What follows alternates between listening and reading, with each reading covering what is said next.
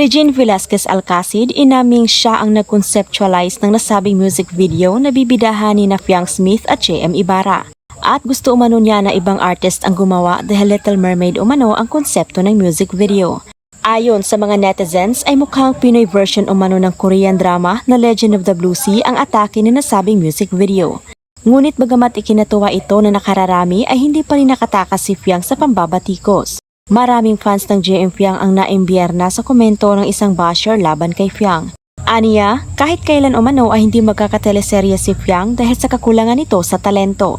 Hanggang pang mall show lang daw ito sa probinsya dahil kahit pagkanta ay sintonado.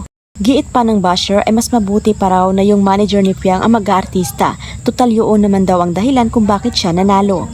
At meron ding tila kumwestiyon sa kakayahan ni Fiang. Bakit raw hindi si Kai ang kinuhang bida sa music video? Mas bagay raw kay Kai na maging serena, maganda, matalino at sobrang galing kumanta. At mas bagay raw kay Fiang ang maging pirata. Ngunit mukhang hindi naman naaapektuhan si Fiang sa kanyang mga bashers dahil aniya, 25 na ate. Ano? Walang character development? Samantala, mukhang sasabak na sa matinding aktingan ng A-Above dahil sa kuha ng videong ito na nasa acting workshop siya at ginalingan ang pag-arte.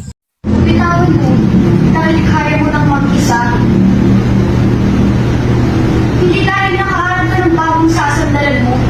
Please, umuwi ka na. Maraming fans ni Fiang ang naniniwala sa kanyang kakayahan na magiging isang mahusay na aktres siya balang araw. Hindi man ngayon, ngunit sa takdang panahon.